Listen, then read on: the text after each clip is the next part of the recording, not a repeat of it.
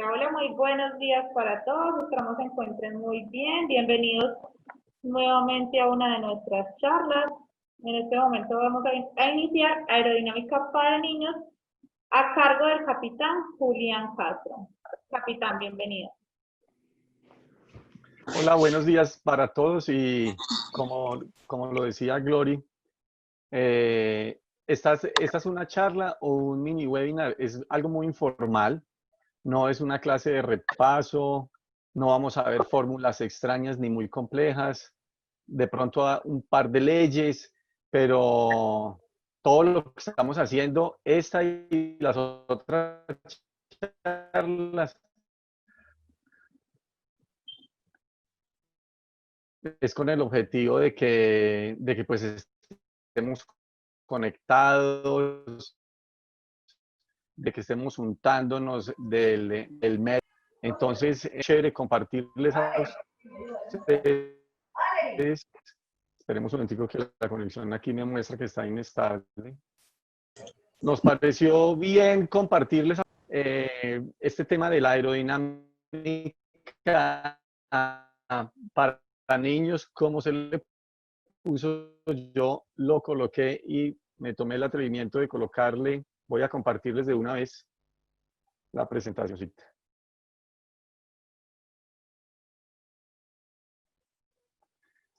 El tema de la aerodinámica para niños y le coloqué puntos suspensivos grandes. Realmente la aerodinámica aplica para el ave más liviana como para el avión más pesado. O sea, son los mismos principios. Y vamos solo a ver algunas cosas que me parece que son importantes, a recordar algo que ustedes seguramente ya vieron. Si tenemos a alguien conectado que nunca ha visto el tema de aerodinámica o que se está interesando por la aviación, pues este es un buen momento para que conozca un poquito de por qué vuela un avión y todo ese tema. Si ustedes tienen preguntas o quieren hacer aportes durante la charla, bienvenidos, lo pueden hacer en cualquier momento. No sé si lo hacemos por medio de Gloria, que es la moderadora, o simplemente activan el micrófono e intervienen. ¿Sí? Están viendo todos la presentación que tengo ahí, ¿cierto? Sí, capitán, lo vemos sin problema. Ok. Entonces,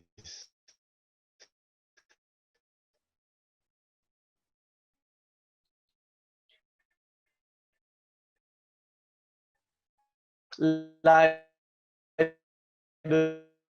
aerodinámica. La aerodinámica básicamente es la ciencia que podemos decir de otra manera, es la simplificar las leyes en aves o en aviones. Realmente nació de la o en el ave. Mientras esté en el aire, está siendo perturbado. Está siendo perturbado por todo lo que esté pasando a través de él. ¿Qué es ese todo?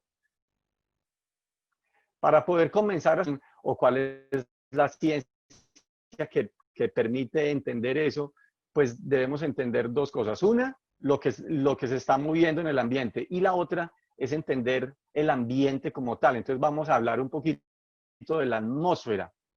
La Tierra es una capa supremamente delgada si la consideramos con lo infinito y meramente grande que es el espacio. Entonces es una capa supremamente delgada que tiene muchas funciones. Nos protege, conserva las temperaturas, tiene muchas funciones, pero para nosotros nos interesa específicamente que todo lo que hay contenido en la atmósfera es lo que permite lo que más adelante vamos a ver como el diferencial de presiones o todo lo que sucede para el vuelo. La atmósfera, ustedes ya saben, y para los que no conocen, la atmósfera tiene un contenido. La mayor parte de esa atmósfera es nitrógeno, después oxígeno, y ya después vienen una cantidad de gases, algunos que están ahí nombrados en la ayuda, son unos gases inertes. Cuando cuando yo hablo de rendimiento de un avión y me refiero a plantas motrices, por ejemplo, entonces a mí me interesa solo esta parte azul que está acá, solo el oxígeno, porque es lo que se va finalmente a quemar o lo que va a permitir la combustión dentro de los motores. Pero cuando yo hablo de aerodinámica y entender un poco todo lo que es la ciencia hermosa del vuelo, entonces a mí sí me interesan ahí sí todos, oxígeno, nitrógeno, argón, xenón, todos los gases nobles que se encuentran ahí, inclusive la densidad que tiene, se compone de todos. Entonces en aerodinámica sí me interesan todos. En rendimiento de motores solo me interesa el tema del oxígeno. Como les decía, es supremamente delgada. Voy a mover esto acá. Es supremamente delgada. Se estima que aproximadamente existe oxígeno en cantidad de pies, aunque sin embargo sigue existiendo oxígeno en toda la atmósfera. ¿Cuánto mide esa atmósfera que de manera aproximada, y decimos que es muy delgada, cuánto mide? Se dice que mide aproximadamente entre 300 y 350 millas. 300 y 350 millas. Aquí les presenté simplemente cuáles son las capas que nosotros conocemos. Aquí están las mismas capas. Y les quiero decir que nosotros vimos en el colegio que existían 5 capas de la atmósfera. Aquí solo vemos 4. Resulta y sucede que en aviación se contempla y me di a la tarea de buscar en diferentes fuentes, se contemplan solo 4, estas primeras 4, que son la troposfera, estratosfera, mesósfera y termósfera. La quinta capa, en todo el ramo de la aviación, no se contempla como capa porque desvanece al final. Así que esa exósfera, que es la quinta, que algunos estarán preguntando, bueno, pero ¿por qué no está ahí? Porque se considera que desde ahí se comienza a desvanecer y obviamente como se desvanece, no se sabe exactamente dónde termina. Entonces, no está más o menos ilustrado que hay más o menos en cada capa que a nosotros nos interese. Para nosotros que volamos aeronaves de un performance muy limitado, inclusive para la aviación comercial, que tiene aviones de alto performance, se puede decir que el vuelo sucede prácticamente todo en la troposfera. Como sucede todo en la troposfera, pues sabemos que ahí hay más concentración de oxígeno, pero que sin embargo hay unos gradientes o hay una reducción de ese oxígeno a medida que yo me empiezo a separar de la superficie de la Tierra.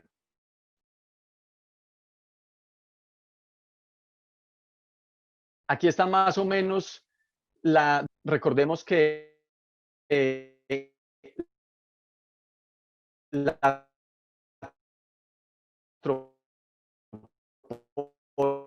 troposfera no tiene, si lo decimos así, el mismo grosor en los polos y en los 20.000. ¿Sí? Donde termina es donde se conoce ese fenómeno el fenómeno, se me fue la palabra ahora, de los ríos en el aire, se me acaba de ir la palabra. Al nivel de la troposfera es donde sucede, ¿quién me ayuda con el término aproximadamente a nivel de la troposfera o tropopausa, que es donde termina y que permite los vuelos más rápido, por ejemplo, entre Nueva York y Londres, por ejemplo? ¿Sí recuerda a alguien ese nombre o no? Más adelante se los digo como que ninguno lo recuerda tampoco. Más adelante se los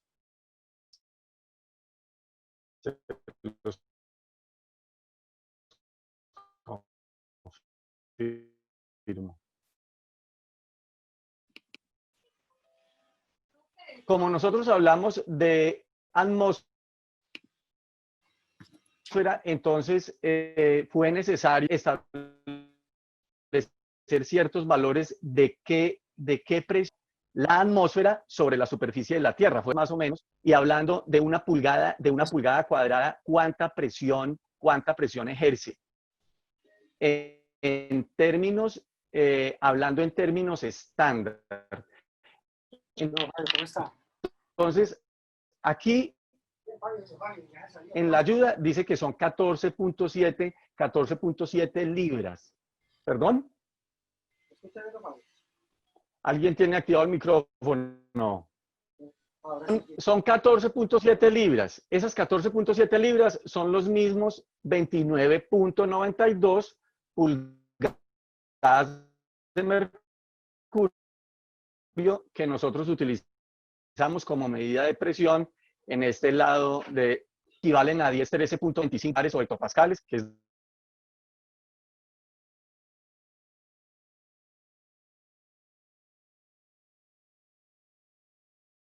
¿qué pasó?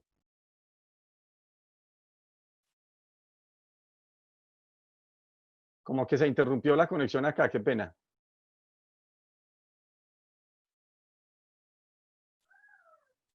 Ok. Eso equivale, esos 14.7 libras equivalen también a 760 milímetros de mercurio. Y todo eso equivale también a una atmósfera. Entonces, toda esa presión que se ejerce en determinado momento para nosotros es importante. ¿Qué es la presión? Es la fuerza ejercida sobre la superficie esa es la presión atmosférica, por parte de la atmósfera. Y si hablamos entonces de densidad, yo podría decir para todos los presentes que en esta pulgada cuadrada que hay acá, y si yo la llevara hasta 10.000 pies, por ejemplo, entonces en esa columna yo tendría cierta densidad de aire, o sea, tendría cierta cantidad de las partículas o de las moléculas de nitrógeno, oxígeno y de los gases inertes en cierta concentración. Esa concentración no siempre es la misma, varía con la temperatura, a esa concentración se le denomina densidad. Esa densidad varía con la temperatura, varía con la elevación obviamente del campo, o sea, con la cantidad de presión que hay ejercida. Este ejemplo que hay acá dice que a 18.000 pies ya no hay 14.7 libras, sino que hay 7.4 libras de presión. O sea, prácticamente la mitad. Ya no serían 29.92 de mercurio, sino que serían 14.5, por decirlo así.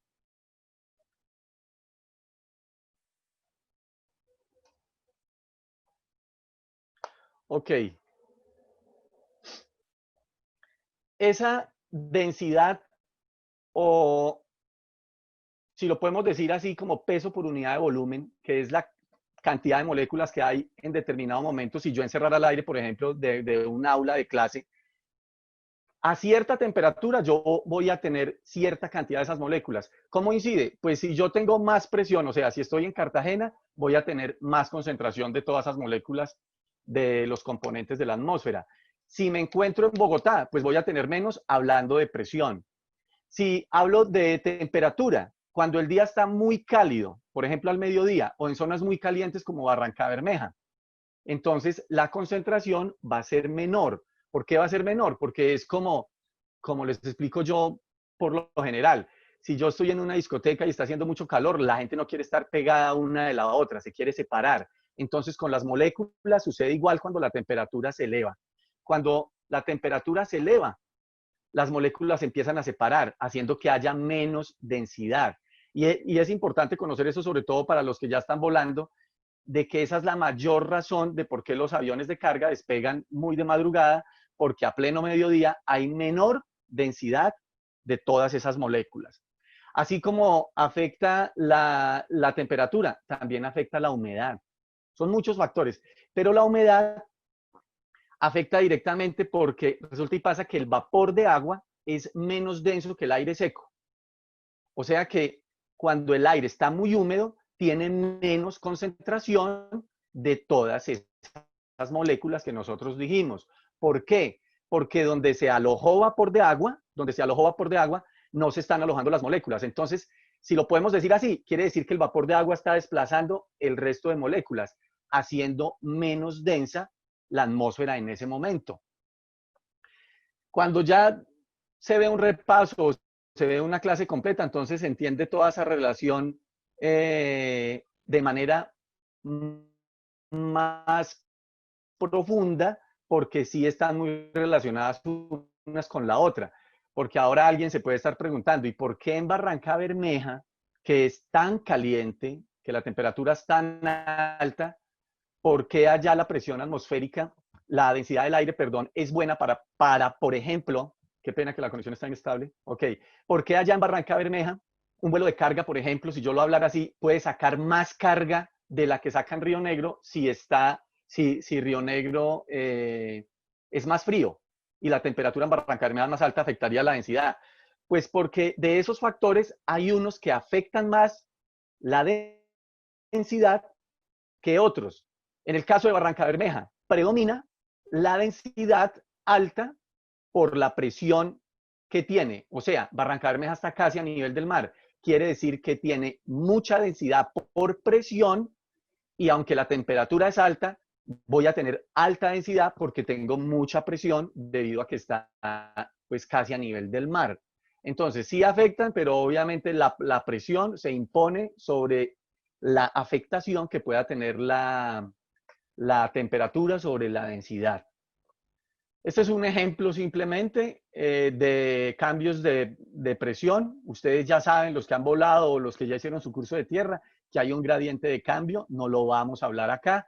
Solo sabemos que en este ejemplo de Nueva Orleans, que está a nivel del mar, está a 29,92 de manera estándar. Sabemos que eso puede variar, ya les dije, con temperatura, con temperatura básicamente y por humedad. Y también, pues obviamente va a variar por la cantidad de presión que tiene. Entonces, Nueva Orleans, 29,92 pulgadas de mercurio, o las 14,7 libras, o en Denver, ahí ya hubo una disminución de la presión. Todas esas cosas, aunque todavía no sabemos, para los que de pronto están conectados, que no han visto nada de aerodinámica, todavía no sabemos por qué vuela un avión, pero entonces ya sabemos que como el avión vuela en la atmósfera, específicamente en la troposfera, entonces es afectado por todas las condiciones que nosotros dijimos. Por presión, densidad y temperatura, y además de eso es afectado por la humedad, el rendimiento del avión. ¿Qué es el rendimiento? Que él puede que no suba tan rápido en cierta condición y ese mismo avión puede que en otra condición o a una diferente hora del día puede que sí ascienda más rápido. El término específico es con más régimen de ascenso. Puede que ascienda más o menos. Eso depende de unas condiciones que no son controlables por parte del piloto ni por más tecnología o aditamento que tenga el avión. Ahora sí, entonces, ¿cómo es que es posible el vuelo? Ya sabemos en qué medio se mueven las aves y los aviones para volar, pero ahora queremos entender es cómo es que es posible el vuelo. Les coloqué estas dos imágenes porque me pareció muy curioso que este es un cóndor de los Andes, para los que no lo han identificado. Es una ave que pesa aproximadamente 15 kilos. Esta es una nueva propuesta de la Airbus. Se llama el Bird Prey, ave de presa. Y yo creo que ya muchos lograron establecer cierta similitud con la punta de los planos o lo que algunos conocen como la punta de las alas, con el plumaje que tiene esta ave acá al final. Inclusive la cola es similar. Y esta es la nueva propuesta híbrida de Airbus. No leí mucho sobre el avión, solo busqué la imagen para la presentación, pero el híbrido pues nos quiere decir seguramente, el que quiera leer después, que será propulsado de manera mixta por combustibles fósiles y energía eléctrica. Seguramente porque la forma de las palas y todo aquí nos dicen lo mismo. Pero miren que los aviones cada vez, a pesar de que la tecnología se aumenta y de que todo va en pro de desarrollar cosas más eficientes, que consuman menos energía, que sean operaciones más limpias, que generen menos contaminación. Cada vez nosotros nos parecemos a lo que hace miles de años ya está creado. Mire, STAVE. El modelo perfecto de una aerodinámica que es genial es un ave. Un ave, de hecho, cuando los vuelos, cuando el deseo por volar empezó a materializarse, muchas personas se colocaron alas en los brazos y se tiraron de edificios, algunas me imagino que morirían en el intento o no sé, pero a pesar de que tenemos apenas 100 años, han transcurrido y han pasado por la historia muchos aviones, pero todos esos aviones que han pasado cada vez se quieren parecer más al diseño de un ave. Entonces, ¿cómo es posible el vuelo? Haciéndolo de manera sencilla, sin complicarnos tanto. Todo ese aire que pasa a través de las alas de un ave, por ejemplo, es perturbado. Entonces, aquí vemos, por ejemplo, si es un perfil, si es una forma, cuando hablo de perfil me refiero a una forma, si es una forma redonda como está acá, entonces miren cómo el aire circula. Miren cómo el aire circula. Miren aquí en esta forma que sí se parece más al ala de un ave o de un avión. Miren cómo circula acá y miren aquí cómo circula. Todo eso que estamos viendo acá es simplemente que le pusieron color al aire que estaban propulsando en ese momento. Es simplemente color, pero entonces ahí hay moléculas de todo lo que hay contenido en la atmósfera. Por allá en los años, en el siglo XVI, en los años 1700, un matemático suizo empezó digamos, mejorar, a aplicar y a demostrar las leyes de Newton. Las mismas leyes de Newton que nosotros vimos en el colegio también permiten el vuelo. Realmente cuando yo hablo de sustentación, que es esa fuerza que permite que las cosas se levanten, en este caso un avión o un ave, cuando yo hablo de sustentación es muy complejo limitarme solo a hablar de Bernoulli, que es el matemático suizo, o solo hablar de las 3 leyes de Newton, ¿sí? De masa por aceleración, inercia y acción-reacción. No, realmente la sustentación y el vuelo es más complejo que eso. Lo que pasa es que para hacerlo nosotros más sencillo, pues entonces la manera más breve de explicarlo es con Bernoulli. ¿Bernoulli qué hizo? Bernoulli comenzó e hizo un tratado que se llamó, que está publicado, que se llamó hidrodinámica, porque él empezó a utilizar fue agua. Cuando nosotros hablamos de lo que hay contenido en la atmósfera, nosotros decimos que el aire que compone la atmósfera se considera un fluido, tal y como se considera el agua. Los fluidos tienen ciertas propiedades. Los fluidos fluyen a través de un canal y toman la forma del contenedor por donde están fluyendo.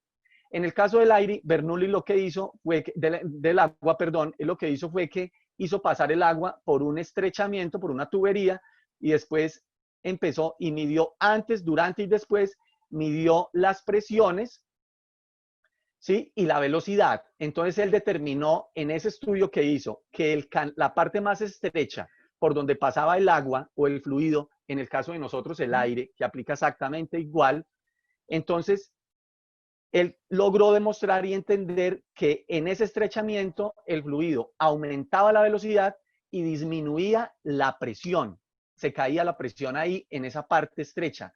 Además de que se cae la presión ahí, también se cae la temperatura, que ese es el mayor motivo por el que se forma hielo dentro de los carburadores, porque hay un Venturi adentro. A esto se le llama Venturi. Entonces, a nosotros en aerodinámica nos interesa que se aumenta la velocidad y se disminuye la presión.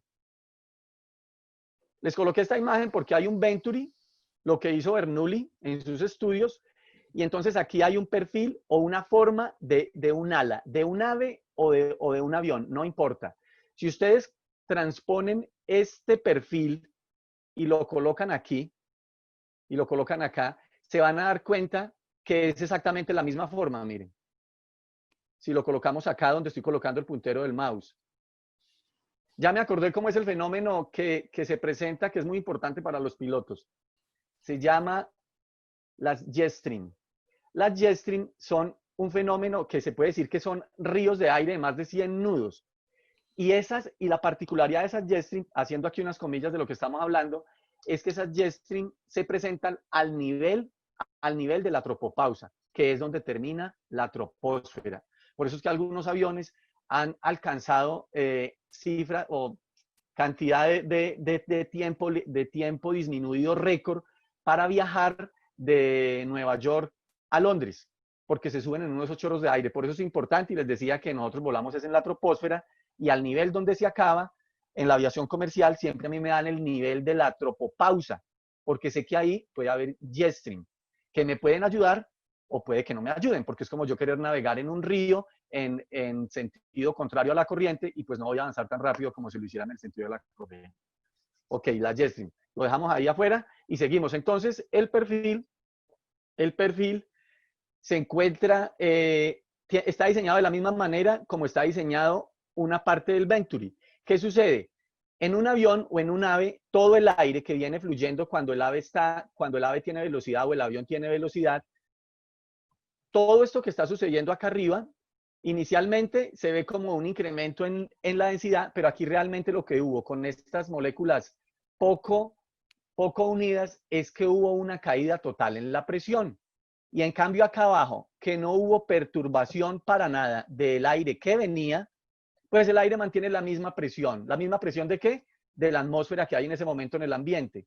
Pero por la forma del plano, aquí sí hubo una reducción muy importante en la presión.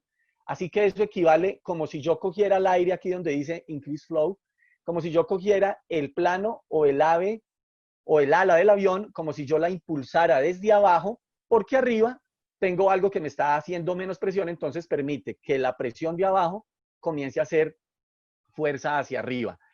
Y básicamente así, de la manera más sencilla, es que se logra producir la sustentación. En un avión lo hablamos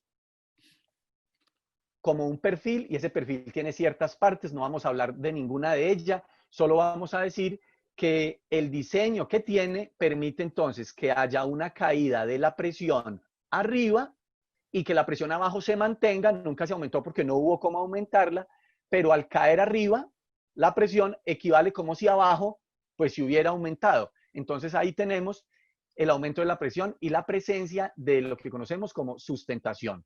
Les coloqué esta imagen acá porque es muy buena, porque nos muestra qué sucede con la presión, si la queremos cuantificar, qué sucede con la presión a lo largo de todo el perfil. Entonces, miren, lo verde es presión atmosférica. Lo verde es presión atmosférica. Lo que está en rojo es un aumento muy importante de la presión que sucede es donde choca el aire y ahí ya empieza a cambiar de dirección arriba o abajo, dependiendo también del ángulo en que venga volando el avión. Y entonces acá tengo en la parte azul una caída de presión que inclusive podría ser una presión por debajo de la presión atmosférica. De hecho lo es una presión por debajo de la presión atmosférica. En toda esta región lo alcanza. Miren que aquí ya la recupera nuevamente. Cuando el aire desacelera acá, ya recupera nuevamente la presión atmosférica ambiente que yo tenía ahí. Así que a esta sección azul de acá se le denomina presión negativa. ¿O qué quiere decir? Que está por debajo de los valores, de la presión atmosférica reinante en ese momento. Y aquí abajo sí se mantiene, aquí hay una leve disminución por la curvatura pequeña que hay acá, pero aquí tenemos entonces que la presión se mantiene. Para los aviones entonces, para que los aviones entonces puedan volar, suceden dos cosas. Yo ya sé que el ave o el cóndor de los Andes que estábamos viendo ahí, él simplemente puede batir sus alas y con eso logra tener una velocidad y logra tener un movimiento que lo traslada hacia el frente, o sea, que le da traslación y entonces permite que tenga velocidad de ¿qué? De aire fluyendo sobre sus alas. Como los aviones necesitan que tengan mucho aire fluyendo por acá, entonces fue necesario crear de alguna manera algo que lo impulsara. Es como cuando nosotros hacíamos aviones de papel cuando estábamos pequeños.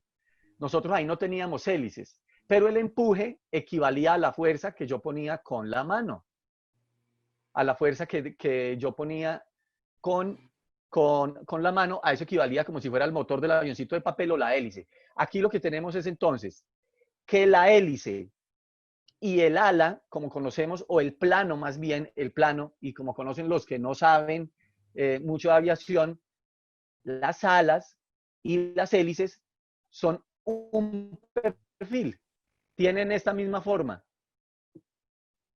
La diferencia es que esta obtiene mucha velocidad a través del perfil por medio de rotación.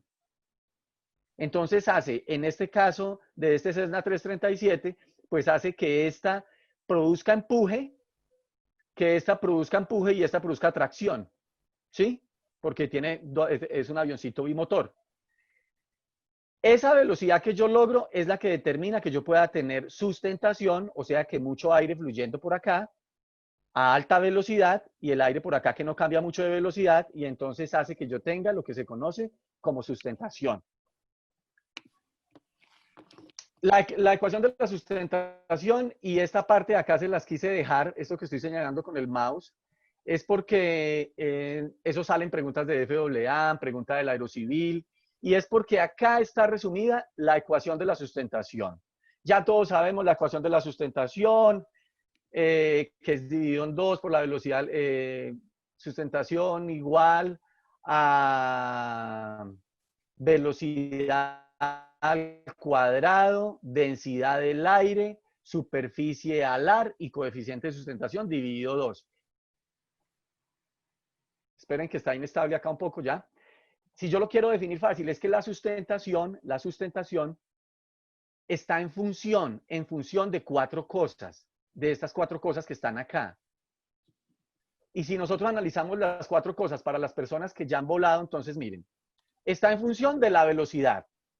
Obviamente está en función de la velocidad porque mientras más velocidad de aire tenga yo fluyendo a través del perfil, entonces yo voy a tener más diferencial de presiones y voy a tener más sustentación. De hecho, la que más incide, por eso en la fórmula es velocidad al cuadrado, la que más incide de todas, está en función de todas, de manera doble, es la velocidad. Si yo estoy volando a 100 nudos y yo aumento a 200 nudos, se me aumenta 4 veces la sustentación. Entonces acá tengo la velocidad, yo ya sé. La densidad del aire no es manipulable ni controlable por parte del piloto ni por parte del avión. La densidad del aire es la que está y ya.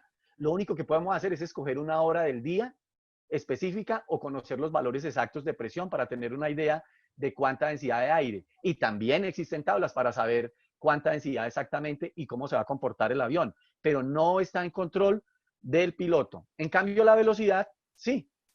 La superficie alar, también. Obviamente, si yo tengo un área más grande, una área alar más grande, yo voy a tener más superficie para crear diferencial de presiones y entonces voy a tener más sustentación.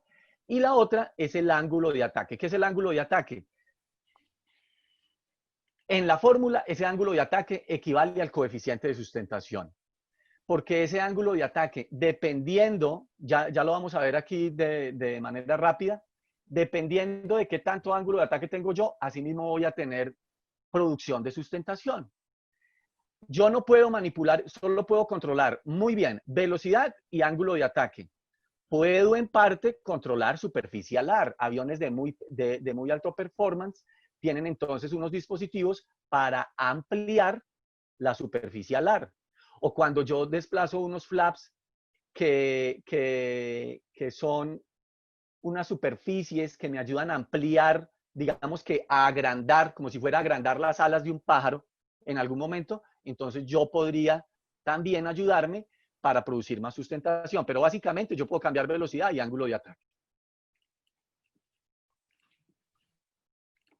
El ángulo de ataque rápidamente, yo tengo una parte del perfil que se denomina la línea de cuerda, que va desde el borde de ataque al borde de salida, es esta línea que está acá. El ángulo que se forma entre la línea de cuerda, que es esta que está acá, y el viento relativo, se denomina ángulo de ataque. Yo lo puedo variar porque yo puedo hacer que el avión en determinado momento me comience a aumentar ese ángulo por medio de actitud en el avión, o sea, haciendo yo que levante la nariz, poniéndole un poco de elevador y haciendo que levante la nariz.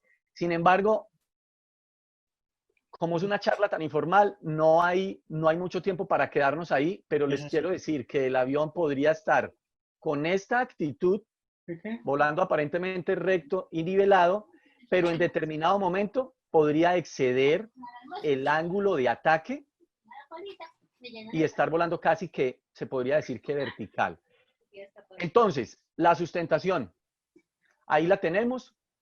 El ángulo de ataque ya sabemos que se formaba ahí. Vamos a recordar para los que conocen, para los que no conocen, entonces pueden ver videos en YouTube, pueden empezar a familiarizarse más. En fin. Aquí tenemos otro ángulo que es el de incidencia. Ese no es variable, no lo vamos a ver mucho. Vamos a ver entonces los principios del vuelo. Ya sabemos que hay atmósfera, que existe el avión, que tiene un perfil específico que me ayuda a generar sustentación. Las 4 fuerzas del vuelo. Para que el vuelo sea posible, entonces siempre van a estar presentes 4 fuerzas. Va a estar presente el empuje, que es o la tracción, que es el que se produce por medio de la hélice para que el avión se mueva hacia adelante. La sustentación, que ya sabemos que impulsa el avión hacia arriba. El peso, que es el producto de la gravedad sobre un objeto. Entonces ese es el peso, que sería de todo lo que va entre el avión, el piloto, las maletas, todo. Y tenemos entonces una resistencia al avance, porque tiene que haber algo que se oponga, todas esas partículas, todas esas moléculas de atmósfera que están fluyendo, de aire, que están fluyendo a través del avión, todo esto, pues entonces se convierte en resistencia. Esas 4 fuerzas, cuando yo estoy volando en vuelo recto y nivelado, desacelerado, o sea que no estoy colocando potencia, sino que ya me establecí como ese avión. Se estableció ese avión en un ejemplo, en 300 nudos, 280 nudos, no sé. Se quedó ahí, 280 nudos. Cuando está sin acelerar y está quieto, entonces las 4 fuerzas son iguales. ¿Qué quiere decir que son iguales? Sustentación, peso, empuje y resistencia son iguales. O sea que sustentación y peso se compensan y están iguales, y empuje y resistencia están exactamente equivalentes. Yo les estaba hablando, ya hablamos de la sustentación de estas 4 fuerzas. Vamos a hablar específicamente, peso ya sabemos que es producto de la gravedad y el empuje por la hélice. Y ya hablamos de sustentación y ahora les voy a hablar un poco de resistencia. La resistencia. ¿Qué es la resistencia? La resistencia es todo lo que se opone al avance del avión. Recordando, hay 2 tipos de resistencia. La resistencia inducida y la resistencia parásita. En este caso, esta imagen que está acá, con todos estos remaches que están sin insertar aún, todas estas superficies, se las quise dejar así porque todo eso es resistencia para el avión, la resistencia parásita. La resistencia parásita, recordando rápidamente, a ver si los que estuvieron en clase conmigo lo recuerdan, son 3 tipos: de fricción con la piel, de forma y de interferencia. No vamos a hablar de las 3, solo vamos a hablar de que hay una resistencia que es parásita. ¿Qué es parásita? Todo lo que no produce sustentación en el avión produce resistencia parásita. El mismo fuselaje, los trenes de aterrizaje, los tornillos, las antenas, todo eso produce resistencia parásita. Esta imagen aquí muestra que el aire, cuando llega e impacta en diferentes superficies con diferente forma, esto puede ser una antena, esta puede ser la cabeza de un tornillo, esto puede ser una lámina por ahí que está salida del avión, en donde sea de su estructura. Y entonces la cantidad de resistencia parásita que se deriva de ella se puede definir, o se puede decir que equivale a a la cantidad de tiempo y a la forma en que el aire vuelve a recuperar su normal fluir. Por ejemplo, acá hay mucha resistencia porque miren toda la turbulencia que se crea cuando el aire pasó por allí. Aquí hay menos resistencia, sin embargo la hay. O miren acá, por ser redonda no quiere decir que no haya. Miren todo lo que está sucediendo acá.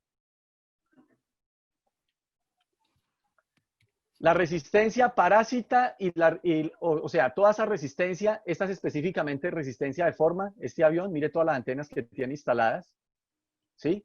Todo esto crea muchísima resistencia, miren. Esto es un Casa 235 de la Fuerza Aérea que se accidentó. En Santander, exactamente. Ya después se discutirá eso en una clase bien chévere acerca de los accidentes. Bueno, todo esto crea resistencia parásita, miren. Antenas, todo eso. Así que mientras más limpio aerodinámicamente tenga yo el avión, es mucho mejor, va a ser más eficiente.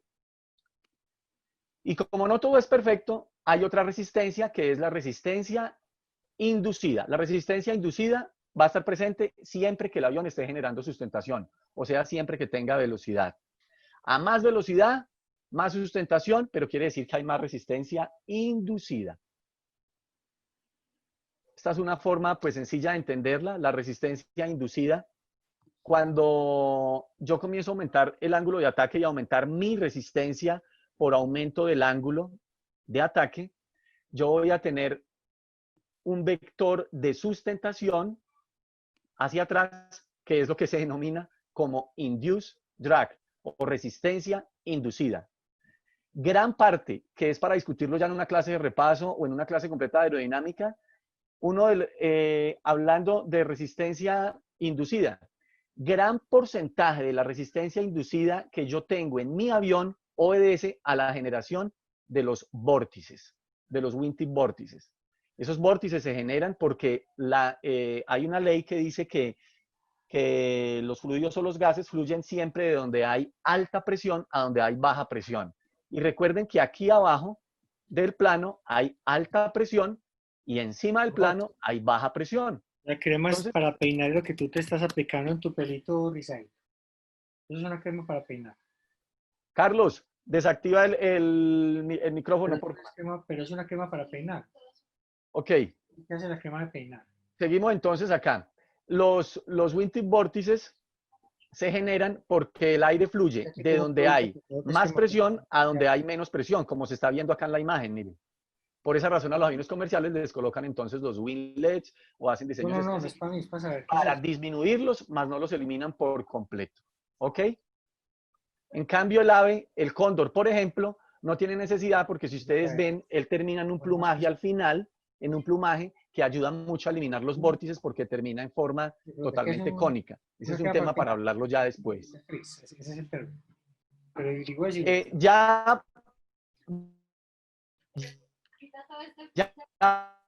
para terminar, hablamos entonces de atmósfera, en estos...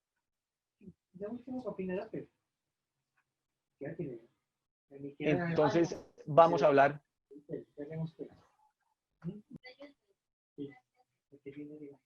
Glory.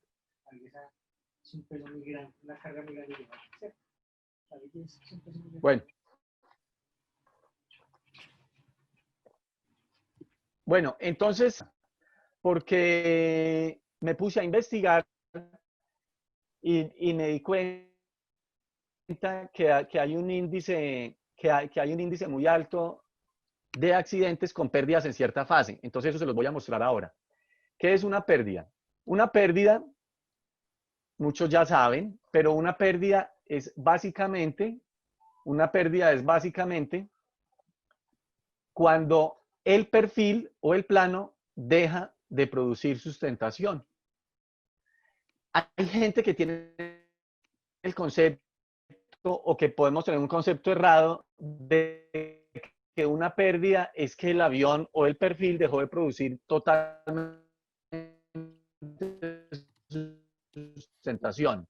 Y es un concepto erróneo. Cuando sucede la pérdida, va a empezar indiscutiblemente a descender, ¿sí? Pero se sigue produciendo sustentación, aunque en un porcentaje muy... Yo les había dicho que el ángulo de ataque, que el ángulo de ataque me permite a mí aumentar el de ataque que tengo yo. Todos los aviones, absolutamente todos los aviones, dependiendo del modelo y el diseño, siempre entran en pérdida. El ángulo de ataque al que entran en pérdida se llama ángulo crítico. Y todos los aviones entran a un único ángulo de ataque por diseño. Es decir, el 172 siempre, no importa la condición en la que esté entrando en pérdida, si es por baja o por alta velocidad, o si es por baja, alta velocidad, no importa en qué condición esté entrando. Siempre va a entrar en pérdida al mismo ángulo de ataque. Nosotros no sabemos en el caso del Cessna cuánto es. Solo sabemos que por diseño todos los aviones entran en pérdida aproximadamente entre 16 y 20 grados de ángulo de ataque. O sea que puede que el Cessna siempre entre en pérdida al ángulo de ataque en 18 Cessna o algo así. Eso no existe en los manuales. O puede ser que en algunos sí. El caso es que el Tecnam siempre va a entrar en pérdida o alta velocidad, siempre va a entrar en pérdida al mismo ángulo de ataque. Que por eso es que en clase me gusta mucho explicarles lo del viento relativo, porque algunos dirán, no, pero es que yo entro a un mínimo ángulo de ataque cuando estoy recto y nivelado en viraje. Y en recto y nivelado, si usted lo induce a pérdida, siempre va a ser el mismo grado de ángulo de ataque. 16, 20 grados, lo que les decía, hay básicamente tres, ya no hay más combinaciones. Entramos en baja. Para poder lo de la pérdida, recordemos que es capa límite. Señores, o señoritas, o señoras que se encuentran ahí conectadas. La capa límite, cuando el avión entra en pérdida porque excedió mucho su ángulo de ataque, es porque la capa límite se comenzó a desprender.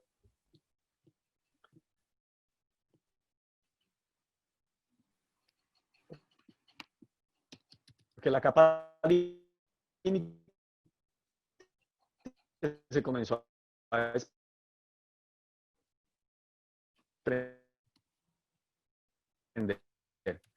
¿Qué es la capa límite? Son las moléculas de superficie al extra 2. Encima de esa capa, cuando yo excedo entonces aquí el ángulo de ataque, esa capa límite aquí se comienza a desprender. Y cuando se comienza a desprender, entonces el flujo que era muy laminar, como está acá, se comienza a convertir en un flujo turbulento. Y esa turbulencia, ese flujo de la capa límite que se está desprendiendo y todo lo que está sucediendo ahí, entonces es lo que genera el shake o el buffering que yo siento. Perdón que la conexión es inestable. El shake o el buffering que yo siento en la cabina, el buffering más bien es el término correcto.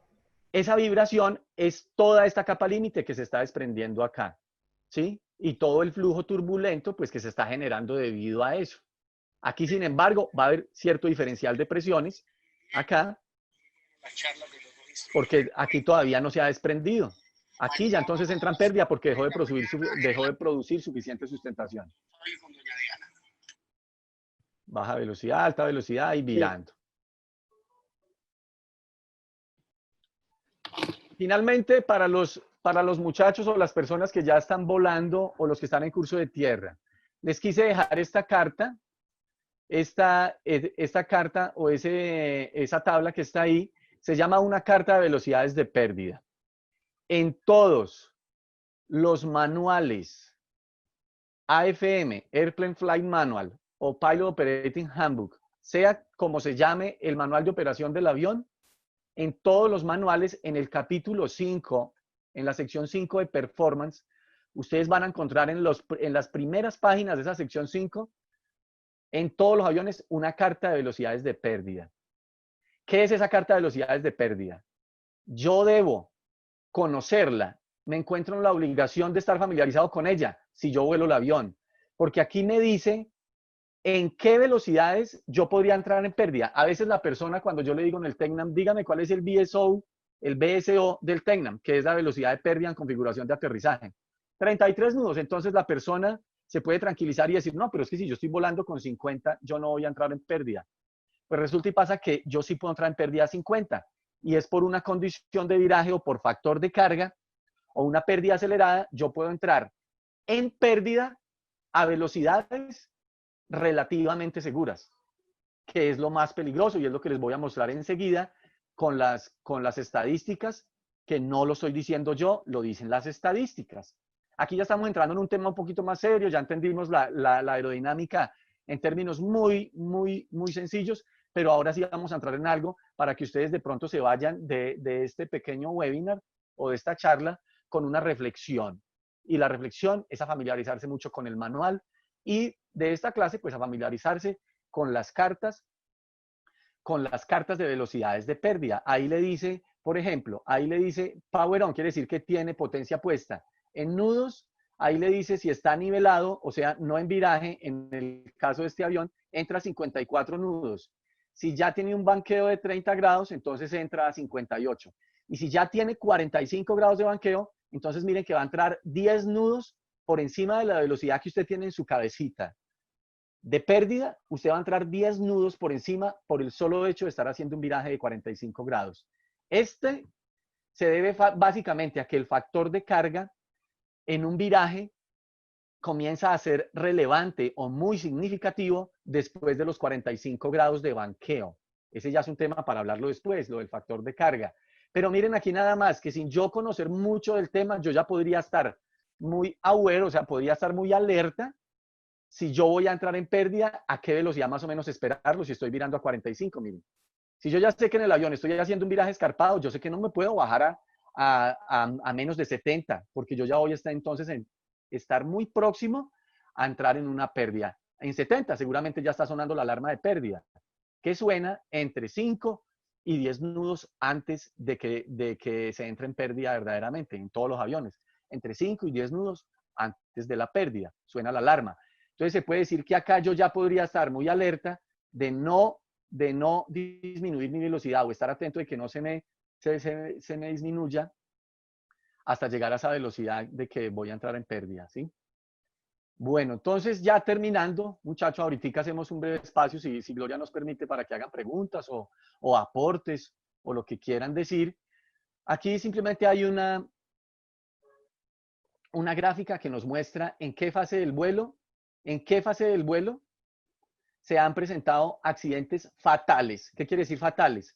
No que se dañó el avión, fatales quiere decir que hubo muertos, desafortunadamente, debido a pérdida y o spin. Spin es barrena. Entonces, debido a pérdidas o barrena. Entonces, miren, para los muchachos que están en entrenamiento, maniobras, el 41% fue en fase de maniobras, fatales, acuérdense, fatales. Otra que incide muchísimo, en despegue. Descuidan la velocidad en el despegue por estar atentos del flujo, de las comunicaciones, de las aves, de otros aviones. Y miren, el 28%. ¿Por qué? Porque entrar en pérdida a 400 o 500 pies después de que yo despegué es muy peligroso porque yo no tengo tiempo de recuperación.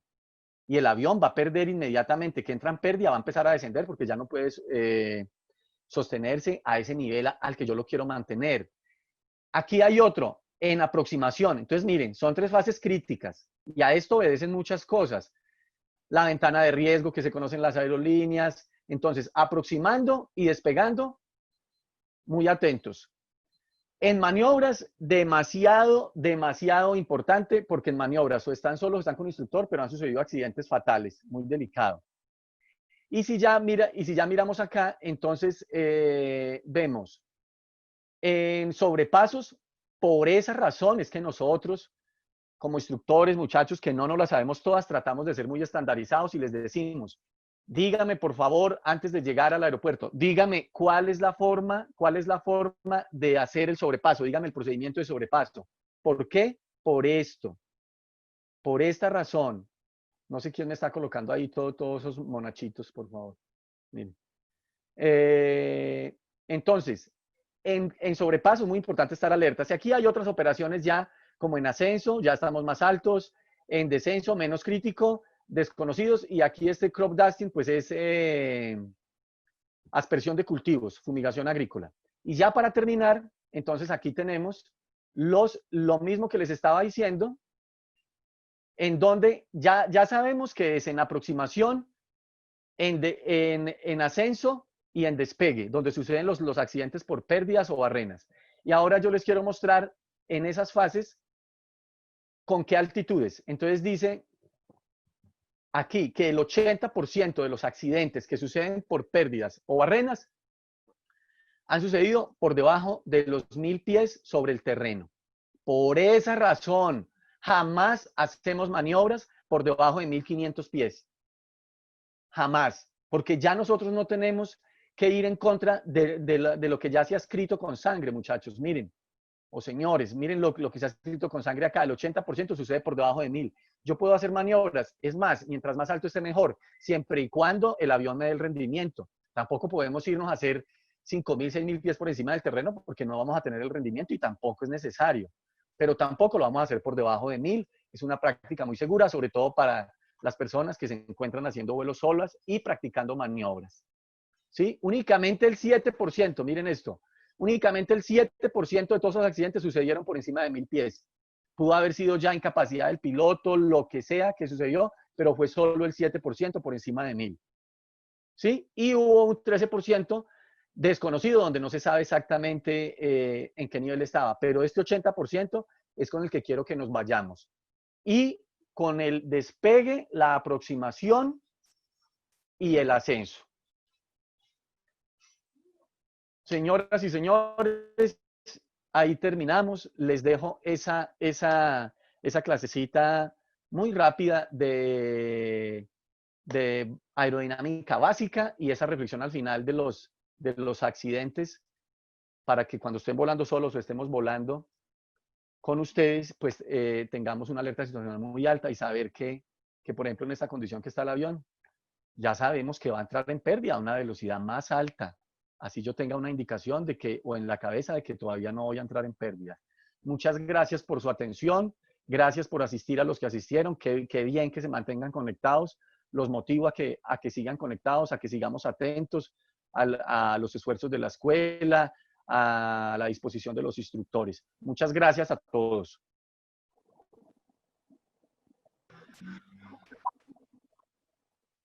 Bueno, capitán, muchísimas gracias y muchísimas gracias a todos los asistentes. Que tengan un feliz resto de día. Hasta luego. Luego, muchas gracias. Hasta luego, muchísimas gracias. Que estén bien.